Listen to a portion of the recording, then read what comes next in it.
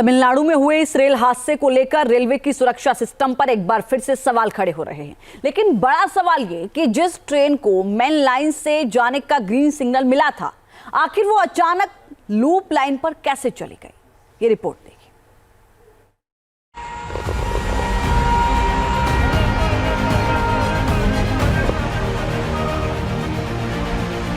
मालगाड़ी भी वहीं खड़ी थी जहां उसे खड़े होने के लिए बोला गया था।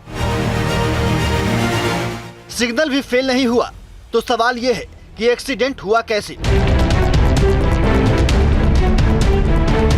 आखिर Mysore Darbhanga express main line से लूप लाइन में कैसे चली गई? आखिर ये गलती हुई कहां? क्या ये गलती अनजाने में हुई या फिर किसी साजिश के तहत? पूरी कहानी तफसील से समझने से पहले आप हादसे की खौफनाक तस्वीरें देखिए। ये समझिए कि हादसा कितना भयानक था।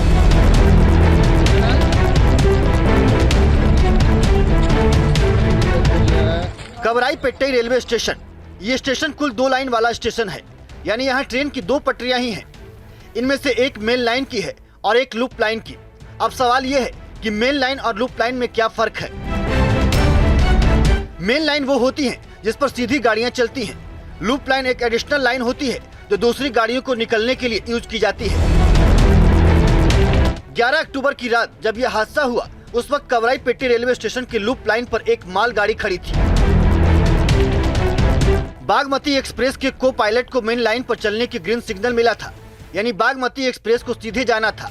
कवराईपेट्टी रेलवे स्टेशन में पहुंचने से पहले लोको पायलट और ट्रेन क्रू को जोर का झटका लगा। इसके बाद ट्रेन मेन लाइन छोड़कर लूप लाइन में चली गई और मालगाड़ी से जाकर टकरा गई।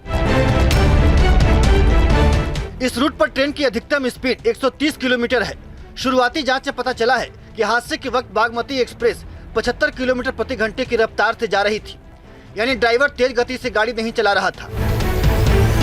बागमती एक्सप्रेस को लूप लाइन पर किसने भेजा? ये किसकी गलती है? कौन सी पटरी पर कौन सी ट्रेन दौड़ेगी, इसका फैसला कौन करता है? इसको कंट्रोल कौन करता है? तो चलिए इसे भी समझने की कोशिश करते हैं। देश भर में फैले करीब 1,20,000 किलोमीटर के रेल ट्रैक पर बिजली का एक वायर लगा होता है।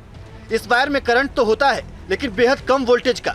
इसी वायर के चलते देश के हर स्टेशन पर स्टेशन मास्टर को पता चलता है कि उस वक्त किस खास दूरी पर पटरी पर कुल कितनी ट्रेनें चल रही हैं, उन ट्रेनों के बीच कितना गैप है। ये सब कुछ स्टेशन मास्टर लाइव देख रहा होता है। इसके लिए कम से कम 2 कर्मचारी कंप्यूटर के सामने मौजूद रहते हैं। पटरियों पर लगे इस वायर के जरिए जिस तरीके से ट्रेन को कंट्रोल किया जाता है, उसे इलेक्ट्रॉनिक इंटरलॉकिंग सिस्टम कहते हैं। ये वो सिस्टम है जो फेल होने के बावजूद काम करता है।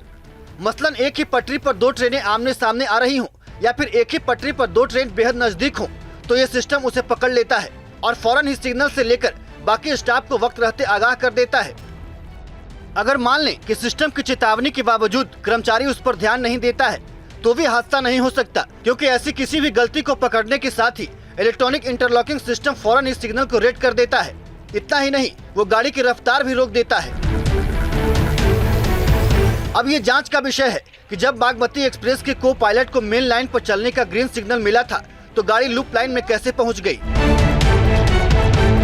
Team news nation. News nation अब व्हाट्सएप पर खबरों की ताजा अपडेट के लिए न्यूज नेशन के इस QR कोड को स्कैन करें।